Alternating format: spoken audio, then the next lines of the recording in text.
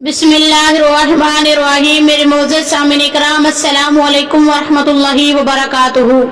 शुरू करती हूँ उस जात के नाम से जो बेहद मेहरबान और बार बार रहम फरमाने वाला है, जो अपने प्यारे बंदों को अपनी रहमत की चादर में ढांप लेता है, जिसने हमें नबी करीम सल्लल्लाहु अलैहि वसल्लम की उम्मत में पैदा किया और उन दो हस्तियों की मोहब्बत हमारे दिलों में डाली जिनके बगैर ईमान मुकम्मल ही नहीं हो सकता।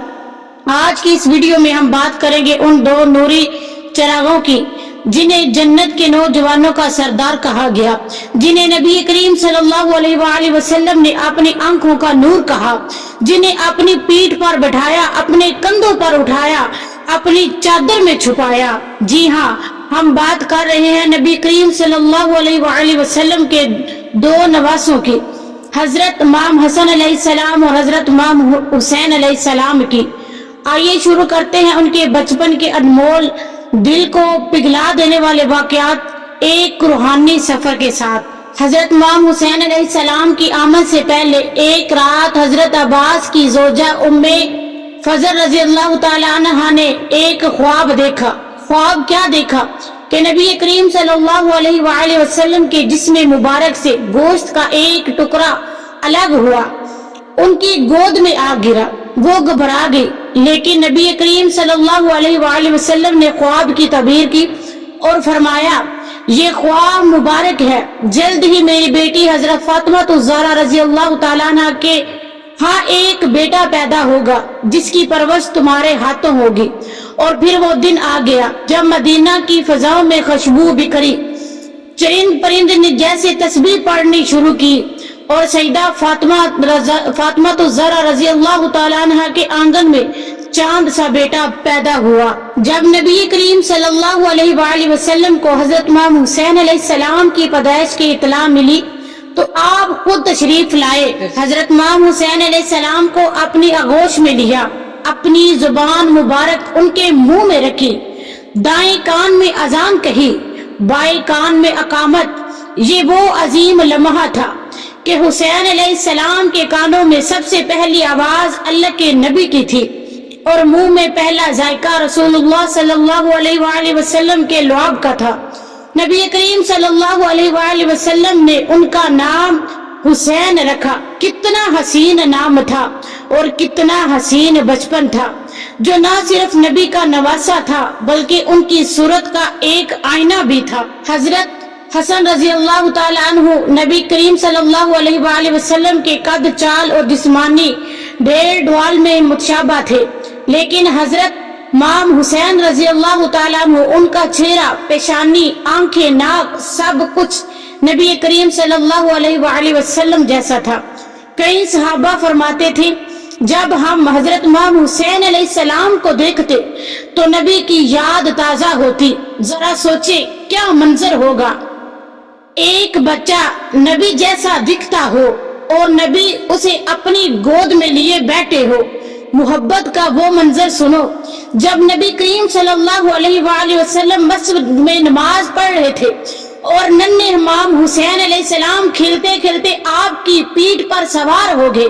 नबी करीम सल्लल्लाहु अलैहि वसल्लम ने सजदा तवील फरमाया, आपने सजदा लंबा किया, ना झगड़ा, ना उन्हें झिड़का, ना उन्हें हटाया, ना उन्हें टोका, क्योंकि वो नहीं चाहते थे कि बचपन की खुशी अधूरी रह जाए। मोहब्बत की ये इंतहा सिर्फ नबी करीम सल्लल्लाहु अलैहि वसल्लम ही कर सकते थे।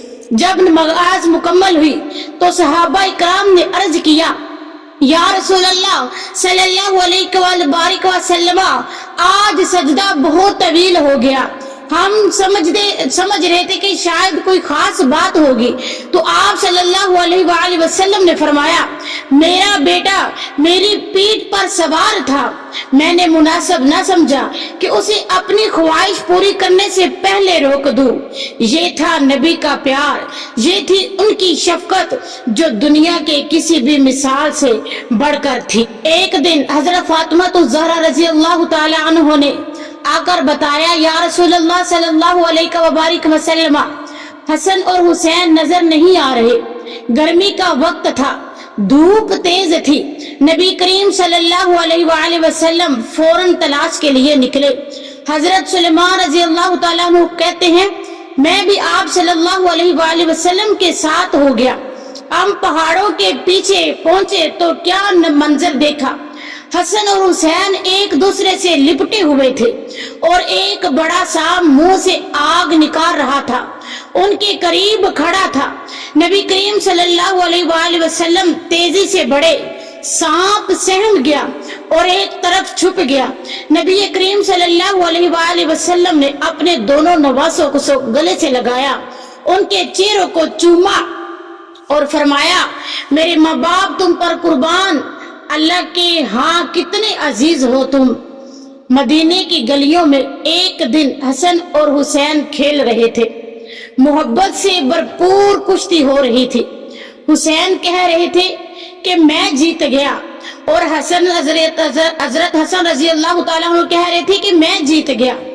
نبی کریم صلی اللہ علیہ وآلہ وسلم مسکرا کر حضرت حسن رضی اللہ تعالیٰ عنہ کو شاباش دے رہے تھے اور حضرت فاطمہ الزہرا نے عرض کیا ابا جان آپ صرف حسن کو شاباش کیوں دے رہے ہیں, حسین کو بھی تو دو.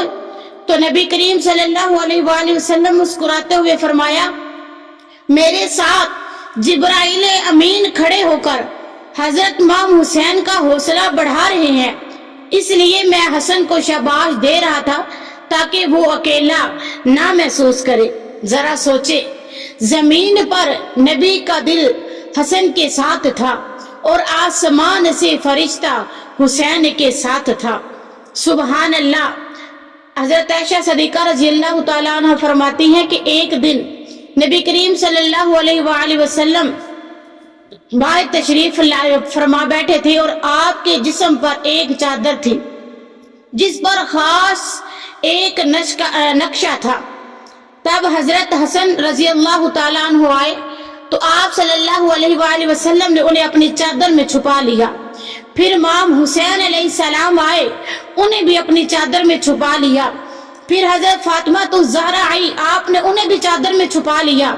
پھر حضرت مولا مشکل کشا حضرت علی شیر خدا آئے تو آپ صلی اللہ علیہ وآلہ وسلم نے انہیں بھی اپنی چادر میں چھپا لیا اور نبی کریم صلی اللہ علیہ وآلہ وسلم نے سب کو اپنی چادر رحمت میں چھپا لیا.